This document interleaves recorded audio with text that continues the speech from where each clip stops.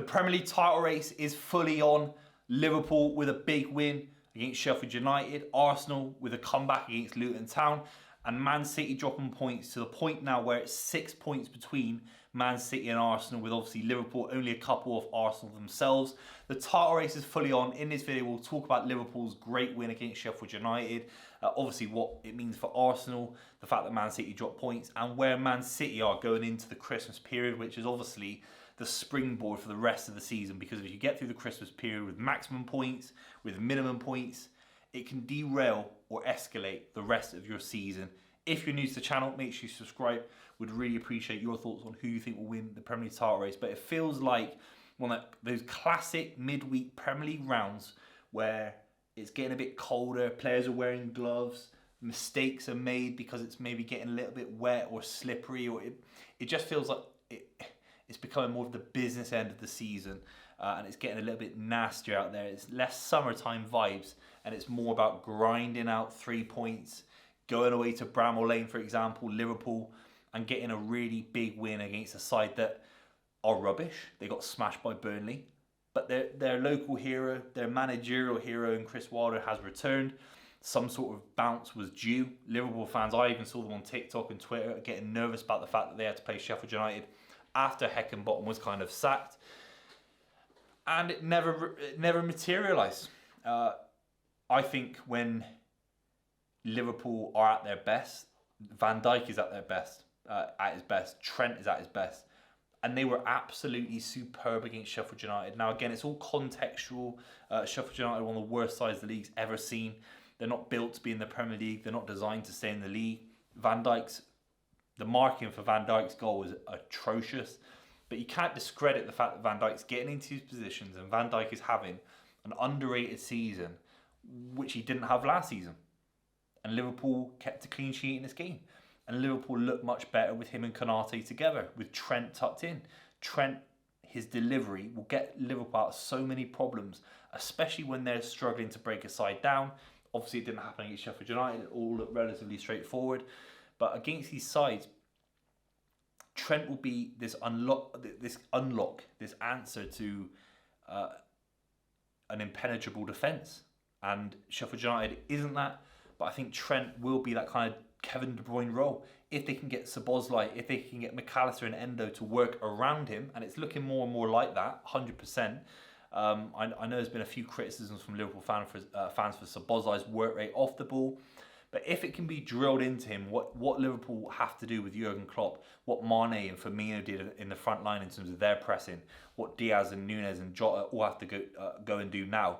If Szoboszlai in the midfield for Liverpool can work around Trent and get Trent into these isolated positions where his balls can absolutely kill defences, then the Sheffield United result will not be the first time or the last time that Liverpool get a resounding, dominating, clean sheet performance this season, and they go on to really push whoever wins the Premier League, if it isn't Liverpool themselves, which it absolutely could be. Again, if you're new to the channel, make sure you subscribe if you haven't already, because I will be covering what I think is a mad Premier League season. And you even break down the kind of top 10. Got Chelsea at the bottom of that kind of top 10 position. You've got West Ham, who are European champions in their own right. Brighton are playing in Europe. Newcastle, Man United, Spurs, Arsenal, Liverpool, Man City, and Aston Villa, who can almost at any point prove that they can beat the other side. They can all beat each other. So this Premier League title race isn't just about Arsenal, Liverpool, Man City. It's about if Man City can go away to the Aston Villas of the world and get wins, which didn't happen, which hasn't happened, and is the kind of result that a couple of years ago City would have absolutely dominated Aston Villa, even with the quality that Aston Villa have shown with Unai Emery, and it's not quite there. Let's talk about Arsenal. If you're an Arsenal fan, let me know what your thoughts are about the Luton game. I talked about it briefly on the channel, but upon reflection, because sometimes a football game can be beneficial to review 48 hours, 72 hours after the result. I said at the time I thought Declan Rice was superb, and I'm kind of like, it's even better. It's even better than it was. Declan Rice's ability to crop up with big goals. The goal against Chelsea was superb. The goal against Man United was superb. And the goal against Luton Town, a deft flick. I watched the Chelsea-Man United game and Nicholas Jackson's there like missing headers from 3 yards out. He is an absolutely fantastic footballer. He's a total footballer, I think you could put him up front. I think you could put him centre back. I think you could put him left back. He'd be absolutely superb and he'd do a job 1,000,000%. So Arsenal got this X factor in their midfield that I don't think Liverpool have got. I think Liverpool have got this front three that can go out and grind sides down with their work rate. They aren't actually scoring many goals, that front three, in the last couple of games, but they're allowing Liverpool's midfield, they're allowing Trent the space in behind them to do what they need to do to score from long range. Look at Endo, McAllister, and look at, obviously, Trent Alexander-Arnold. Let's talk about Man City's problems for a couple of minutes.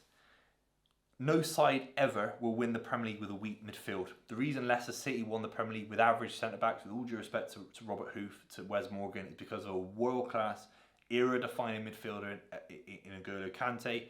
Great performance from Danny Drinkwater as well that season. Roy Keane for Man United, Vieira Petit for Arsenal in the double win inside in '98. So many other examples, so many. City will not be winning the Premier League with Haaland, even if he scored 1,000 goals in the Premier League. Well, maybe not 1,000, but you know what I'm trying to say. 100 goals in the league. I don't think those goals would win you the league. Because without Rodri, Haaland wouldn't have won the treble last season. Without Rodri, Diaz wouldn't have been the best centre-back in the world. Rodri was the glue that bound it all together with De Bruyne, with Ilkay Gundogan, and 2/3 of those have gone. We let Ilkay Gundogan go, unjustifiably so, in my opinion. De Bruyne's injured, rushed back, wasn't managed very well, and Rodri has even come out and kind of implied that he's playing a lot of football matches. The Club World Cup is coming up as well, which would be a concern for many people. So all these factors combined is a little bit like, how is City going to win the Premier League with Matheus Nunes, who isn't trusted, Calvin Phillips, who isn't trusted, Rodri needs to be rotated and rested, because every human needs rest. Every professional footballer needs rest. Kovacic injured all the time. Bernardo Silva, not quite that midfielder. He's not. He complemented Ilkay Gundogan very, very well in that role, but he's not. Phil Foden's not trusted in that midfield. Jack Grealish isn't a midfielder, or at least isn't trusted to be in that midfield. So Alvarez dropping deep, is that going to win you the Premier League? A second striker, his second only season in the Premier League. He's been asked to, 1 minute he's a right winger, left winger, striker, sub striker, second striker. Now he's a second striker that comes deep for the ball and links things up. It's almost like what Aguero did with Forlan at Atletico Madrid. And it's like, he's not a Sergio Aguero. Because I think Sergio Aguero and Tevez even had that role. It was Aguero and Tevez for a couple of months when we won the Premier League for the first time. Alvarez isn't that. Alvarez isn't Aguero or Tevez. He's not. He's a cute finisher. That's about it. So I don't think his link-up play is conducive to City winning the Premier League. So the Premier League title race is very, very open because City have to figure out what's going on in their squad. There may need to be January reinforcement. Liverpool still need a little bit of work to do, but they're grinding out results at a much better rate than Man City. Unbeaten in the last 5 or 6. I think for Liverpool and Arsenal have only got 1 loss in the last 6 or 7. And Arsenal are just a machine that are rolling on. It's very, very open. If you're new to the channel, make sure you subscribe. Would really appreciate it. And obviously, I'll be covering the Luton Man City game. Luton are favourites to beat Man City. What can I say?